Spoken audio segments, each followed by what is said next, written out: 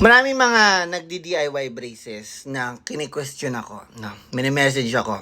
Galit na nga sila nung gagalaiti na. Bakit? Siguro wala kang dami account. Siguro wala kang pasyente. Kaya ang dami mong oras para tirahin kami na nagdi-DIY. No. Wala ka sigurong pasyente, no? Wala. Wala nga. Wala akong pasyente. Natakot na.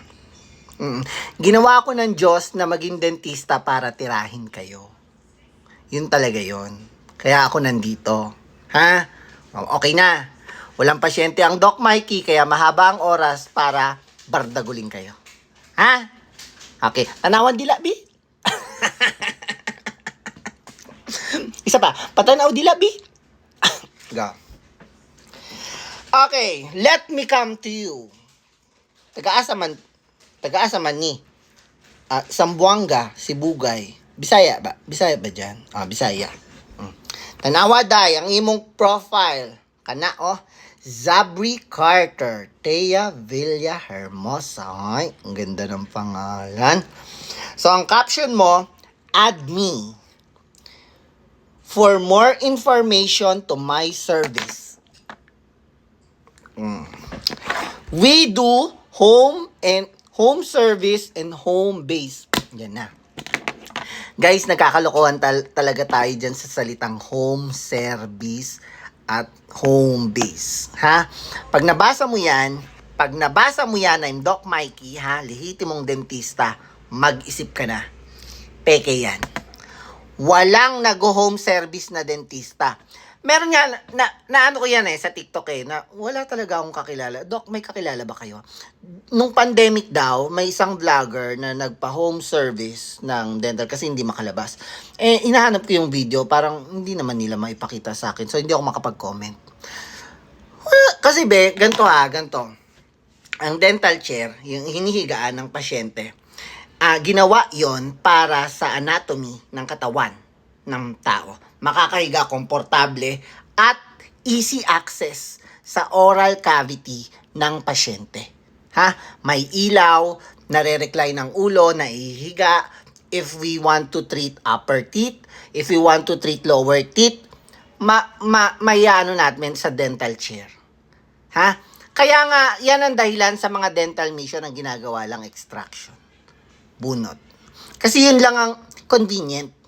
Yun lang ang pinakamadaling gawin. Wala kang makita kang sa dental mission nag-implant. Makita ka sa dental mission na nag-RCT. Kung meron man mahirap. Lisod ka ayon ni. Magkabit pa kaya ng brace? Ha? Saan kayo pahihigain? Pag home service, may dental chair ba? May home service kita ha. I-ready mo ang dental chair mo. Sa sala, sa kama, sa monoblock. Doon kayo pahihigain. Which is nakaka-apekto yon sa treatment ng ipin. Kaya sa dental chair, ha? Kahit dang mumura ng mga singil ng mga to Ha? Okay. Ito pa napansin ko. Tanawa dila, Bi? Okay. Doc John! Pati yung friend kong dentista na TikTokeris, ginamit mo naman yung picture, ginamit mo yung video.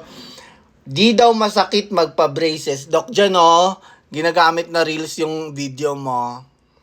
Demanda mo nga. Hindi, wala naman problema. Grabe ka naman, ginagamit mo kasi yung video sa illegal practice mo. Doon mali. Boba. Ano mo pa ako? Copyright. Sobra ka naman. Royalty. Anto. Ginagamit mo kasi para gumawa ka, mag-video ka din. Kung totoo bang masakit magpa-brace, pakita mo yung mukha mo, hindi nakadami account ka. Tantong. Next. Oh my God! This is a surprise! Tingnan muna natin yung spelling, ha? Anniversary promo. Tanawa ni. Tanawa. Kanang mga presyuhan ni na kanilang mga serbisyo, kanilang mga buhaton. Anniversary, naka-isang taon ka? May anib kayo? 1 year ka na pala dyan? Kainis ka, ha? So, installment, taod, kabit, taod. Up and down, 1,300. Ayun, masyadong mababa siya. Masyado talaga siyang mababa.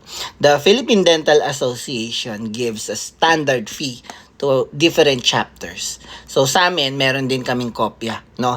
If ever man na bakit po ang mahal? Ma'am, kasi meron po tayong sinusunod na fee na singilan talaga, no? So, eto, sa kanya lang yan, mapupunta. Masyadong mababa. Masyadong mababa. And yet, peke. Diyan totoo. Up, pagtaas, 950. Pag down, 880. Tigil-tigilan niyo ako sa 950 at 880, ha? Walang taong magbubuo ngayon ng, kung 950 yan, isang 500, apat na 400, at isang 50 pesos, wala. 1,000 ang ibabayad niyan, tapos yung 50 pesos, walang barya eh. Walang barya. Susunod na lang. Kala nyo, mga madidenggoy nyo ako, 1,000 yan. Yung 880 pesos, sabihin natin may panukli si 100, 900 yan.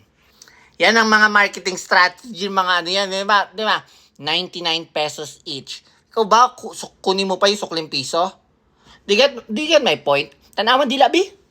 Do you get my point? Ha? Pati yan ini-strategy, marketing strategy nyo, illegal na nga, nag-aano pa kayong, lagod yun nyo, ha? Bantay ka. Okay, next. Adjustment, wire and rubber. Up and down, 490. Again and again, the 490 is not 490. It's 500. Ikaw bang punyeta ka, magbibigay ka pa na sa sukling 10 pesos? 500 yan. Yung parang, ay, nagustuhan ko yung serbisyo mo kasi pinahiga mo ako sa kama, kinakabitan mo ako sa kama. Keep the change. Unggoy. Alam ko yan. Nanyo. Dito na to. Get. The 270 pesos na 270 dito, that's 300. That's 300. Wag ako. Bracket. Pag nawala. Okay. Bracket, 65 each. Lock, 85. Bakal tube. Okay, nang ina talaga to. Nanggigigil talaga ako. Hindi talaga to. Hindi talaga siya makatarungan. Nasaan na tayo? Ito. Totoo ba yung nakikita ko? Hard cleaning. Ano yung hard cleaning ba? Pag hard cleaning, ibig sabihin, moderate to severe calcular deposit. Paano pag hindi naman masyadong madumi yung ngipin ko? Anong gagawin mo? Soft cleaning? Hard and soft? Ayoko na. Umiinit ulo ko. Parang yung oxygen, B. Tanaw dila yun. Awa dila, B. Kinakapos ako ng hininga, B. Hindi. My God. Lord, pasab naman.